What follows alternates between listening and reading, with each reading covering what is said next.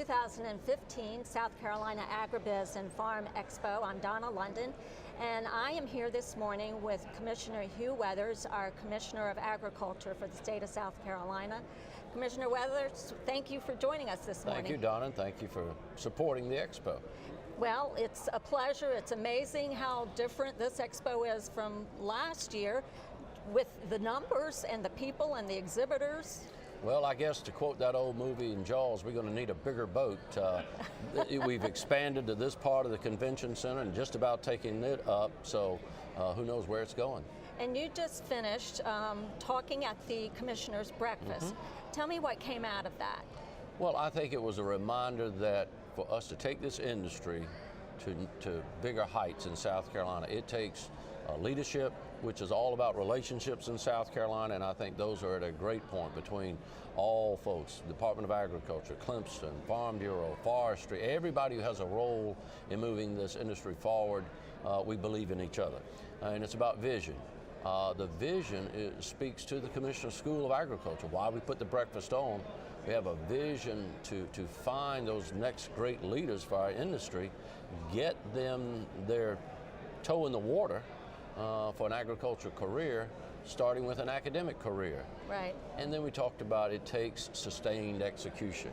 Make all the plans in the world and work them for a while, but if you're not there for the long haul and persevere and patience and all of these P words, I guess, then it won't bring the results that you're hoping for. So that was just the message I wanted to bring, because the group attending that breakfast was there for a reason. They support agriculture and they support what we're doing.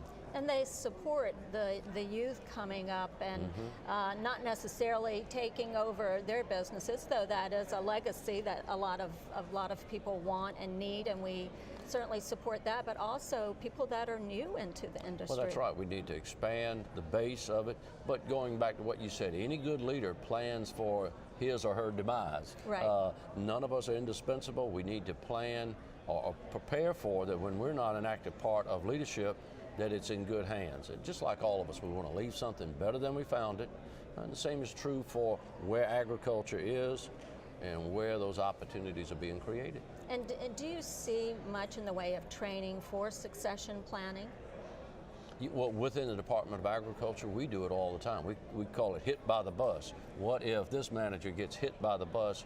How do we operate the next day? So any good organization, and there are many within agriculture, I think have that idea in mind that if this person sees another career opportunity and is gone from South Carolina, then do we have enough procedures and processes and goals in mind that everyone understands? You know, in football, any sport, you have second string players, they have to go into the game. So if we have to put in the second string, we have to be ready. And you have to have a foundation of a leadership, trust, relationships, all of these things to make these things happen, and they don't just happen. Right, right. And you can't just jump into that business. You can't just wish it to happen in anything. Right, right. And a big part of what we try to do collectively is for that next generation, try to get the hurdles out of the way. Any business, it's a pretty overwhelming decision to make to invest your future of your resources, your time, your career. Agriculture is no different, if not even more potential hurdles. So how do we address them so our potential new farmers have said, well, I'm aware of these and you've told me about these and here's my decision based on what I know. So everything involves an individual making a decision about their future, and I think it's the job of leadership to make those decisions as well informed as we can. Thinking about the partnerships that you mentioned earlier, but also thinking about economic development and bringing new business into South Carolina. We've been talking over the last couple of days a lot about sustaining the businesses and supporting the businesses, and of course that's number one, supporting our own people. But is there much going on in terms of bringing new business into South Carolina? There's a lot going on. We have results over the last year or two of pretty sizable operations coming from other parts of, because we have a better water supply, We have a business-friendly environment. We are located on the eastern seaboard where all 2/3 of the country lives east of the Mississippi. So we already have investments coming from Texas. We'll be visiting to recruit in California, bringing in 5 years that the mix of agriculture is partly the next generation from within, but also a mixture of new thinking, new entrepreneurship coming from other parts of the country, so that the finished product is a blend of both. And I think that's one of the exciting parts about being involved in agriculture. Right, and it touches everyone and pretty much everything that we have here in the state. You talk about the water. What about other infrastructure like the roads and the waterfront, the ocean? Yeah, we have a good road system. It needs a little fixing. We know everybody in South Carolina is aware of our challenge about roads. So we want to just, that's an issue that impacts us all. But our network of interstate systems and farm to market is second to none for a state our size. South Carolina is the 40th largest state. So we're a small state, but a good connected system to get product to market. The Port of Charleston, you mentioned the ocean. Port of Charleston is a great partner. In the last 10 years, our ag exports have tripled. Wow. Now, a lot of things went in to make that happen. Special permits that allow heavier loads to go to the interstate, to the port, if they're carrying frozen agricultural products. So little things like that go on, the results might be 2, 3, 4 years down the road, but they're there, and they can continue to happen as long as we continue to make the decision makers, the budget writers, realize that an investment in agriculture is a good investment for all of South Carolina. Right. And in terms of, you were talking about some of the things that are very exciting to you, but what excites you about this coming year? What are some of the projects you have going on, or the initiatives that I'll go back to water. Right. Dr. Eitzen and those at Clemson have the Smart River Project. I bet you've covered that. That excites me because agriculture has said there's plenty of water. Some of other communities have said, is there plenty of water? The best way to answer that question is with good, usable, real-time information. And I'm just real tickled at the technology that Clemson has worked on to make that possible. So we're going to, along with Clemson, say, well, where can we apply this technology soon so that the answers that need to be found, that'll help talk about water 10 years from now, how do we find those answers? So I'm excited about that part of technology. Technology for agriculture excites me. I'm a farmer, and to realize that I can produce more with less inputs because of being more precise. So precision agriculture that a lot of the exhibitors here at the Expo talk about and promoting, so precision agriculture. Another piece that really excites me, we call it small farms mean big business. We've probably talked about it before, but over in the PD area, we think our second food hub to allow smaller farmers to bring their products together, have them processed, and then delivered as a group. They get to play above their weight size, like a boxer. A small farmer gets to be a part of something bigger and access more markets. So all of what we're doing in the department not only works to bring in those larger farms we talked about, but to make more opportunities for our small farms who are out there now, or a farmer who wants to diversify. So what excites me is that we don't focus on any one answer. It's like all of the above that will make a better agriculture. I mean, not that I know much about agriculture other than I've learned a whole lot being here, but what a fun job. And I mean, I know it's hard, but to be in all of these different areas that touch South Carolinians. Well, I'm making it become the worst kept secret in South Carolina, but I have the best job in state government. I get to work with people that I really admire. It's part of my bloodline. I am a farmer for 4 generations there on the farm. You get to meet new people. Just met a man and his son just now, different part of agriculture with agritourism. So I'm learning every day just how diverse this industry is. It takes leadership to give some cohesion to it all, and that's why it's a privilege, challenge to help provide that. And the other thing that is somewhat new, or it seems to me, but we're hearing much more about it, and you alluded to that just then, is the agritourism, the specialty foods, the South Carolina certified. It just makes you really proud to be from South Carolina in terms of these initiatives that are going on. Well, years ago, we used a term and said we have mainstream farming. My brother and nephew and I, we grow commodities, corn, wheat, beans, and we harvest them, and it goes into the food system. Right. Who knows where it comes out? It may come out in a beef cow, steak, but then there's Main Street agriculture, that people go face to face in delivering what they've grown, and they're marketing more, they're building their consumer base, the local food movement. We're all about the economy of local food. How does our efforts keep more of the food dollars we're going to spend, how do we keep them in South Carolina? So it ain't rocket science. We're going to spend money on food. We want those dollars to stay here and spread around South Carolina to grow the agricultural economy. The other piece you talked about is agritourism. Fascinating, and it has to do with people becoming more and more removed from the farm. Yes. But they still have that love for it. They have a fascination with agriculture, and they will pay to go out and have a memory-making day with their family to get lost in a cornfield. Craziest thing ever heard. But that's all right. That's what makes this world. That's because you grew up on a farm, but the rest of us I've got lost in plenty of them, and no one paid me to get out. But so all of the new pieces around agriculture just give it a lot of new life. Right, right. Now, I'm not sure, I heard about this a while back, because I thought you were going to come to our tailgate, but you didn't come to our tailgate, but that you've been conducting some tailgate tours? Oh, no, we haven't yet. We're going to start that in 2015. Okay.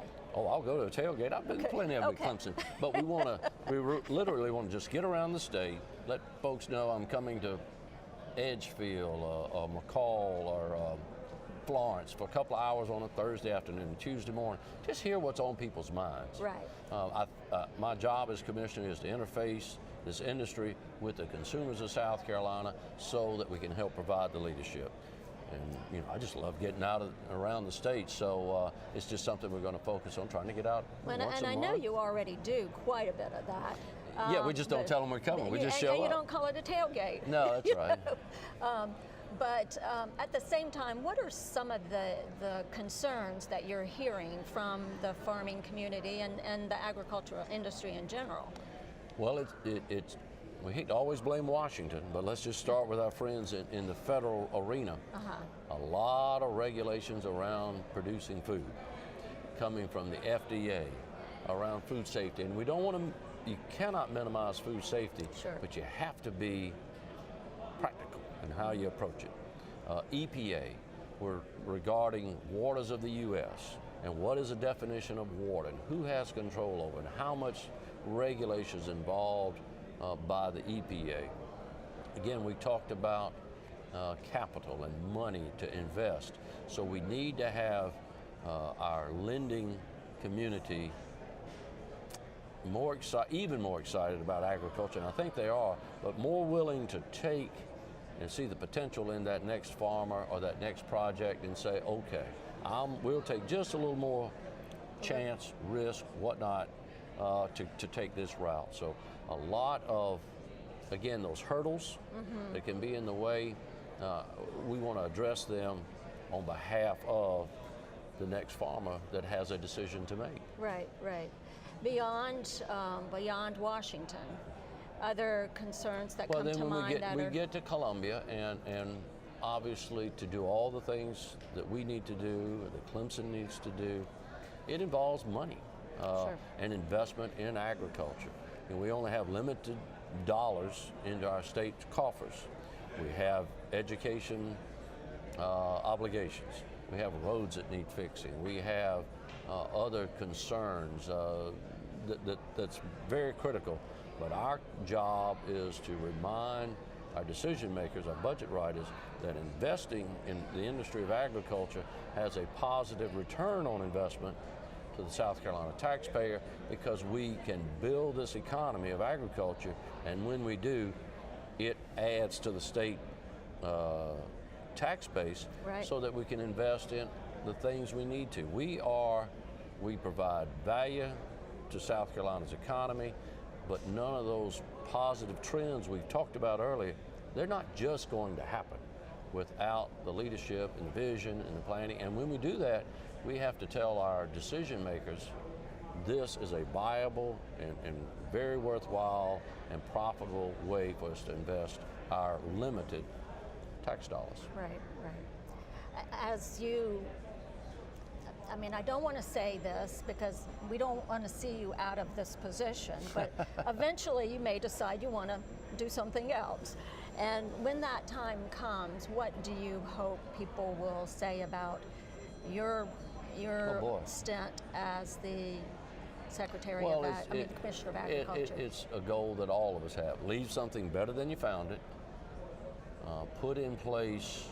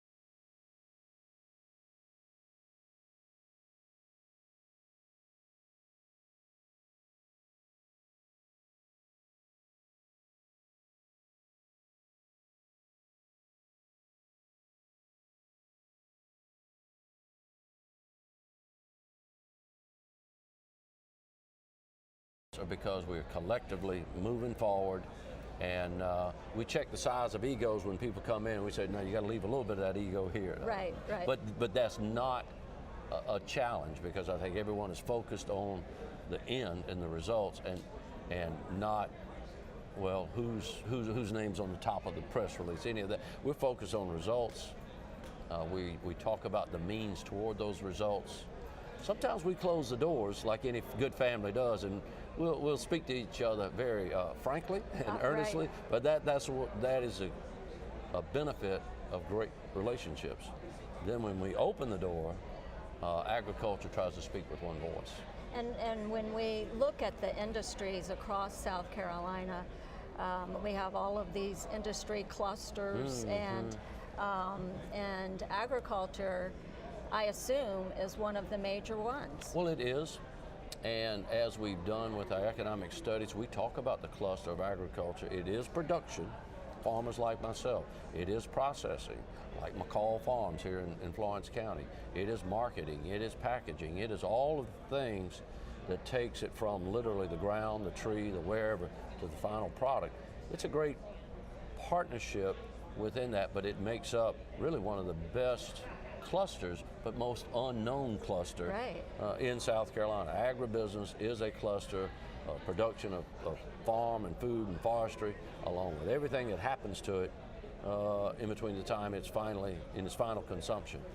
We want South Carolina to know just how vibrant this cluster is, what its potential is, and what it means to our state. And we think of it from the outsider's perspective. We think of agriculture as the part of our culture, our heritage, but we also need to think about it in terms of how it supports our pocketbooks and our livelihoods.